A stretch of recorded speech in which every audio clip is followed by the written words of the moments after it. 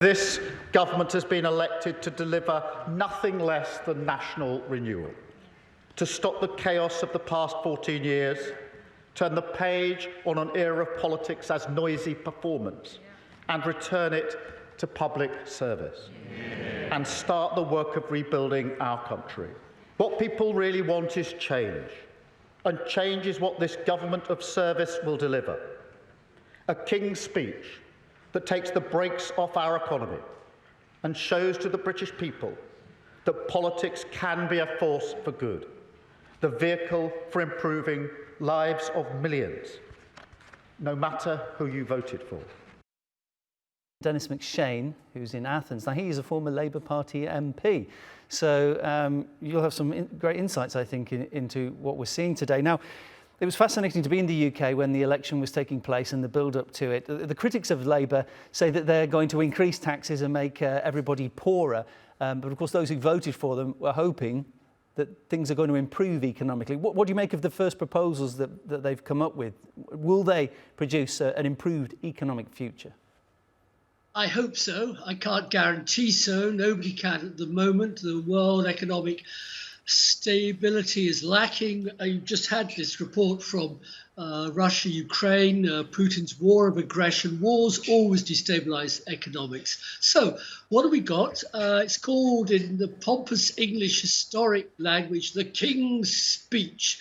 It's a speech made by the King or by the Queen when she was alive, announcing what the government programme is for this year. You can see all the fancy dress clothes they all wear in the House of Lords this morning. It's quite substantial, and that reflects the fact that Labour did win a very big victory. Britain now has the most stable government in Europe.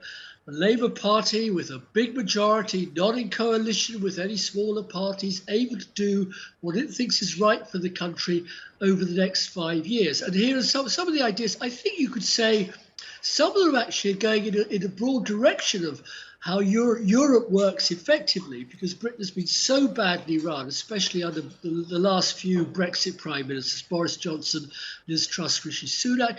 So the railways will be taken back under public control. There'll be fairer wages for lower paid. There'll be something, I think, that will certainly interest all my Turkish friends and friends anywhere in many parts of the world, and that is they're going to gradually outlaw smoking. So anybody born now after 2009 is not going to be able to buy tobacco legally.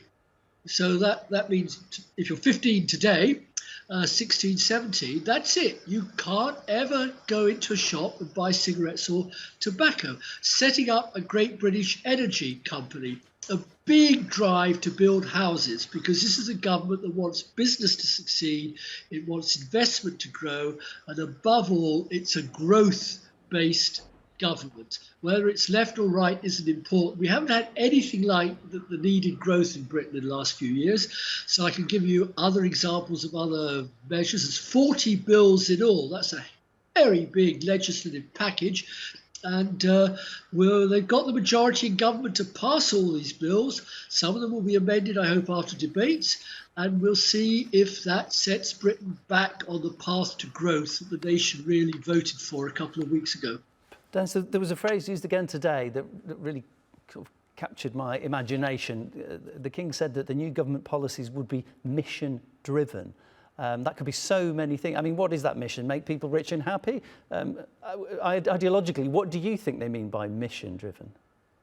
I'm all for everybody being rich and happy, and I'm all for everybody stopping smoking. So, no, I mean, the idea is that you set a target and you work everything in government to achieve it. So government isn't just every year coming up with new fancy ideas, or some bossy leader who thinks, oh, I've got a great idea, let's make it a law to have it happen. It has to fit into a plan, and the plan is to get every bit of Britain, if possible, just adding 5-10% added value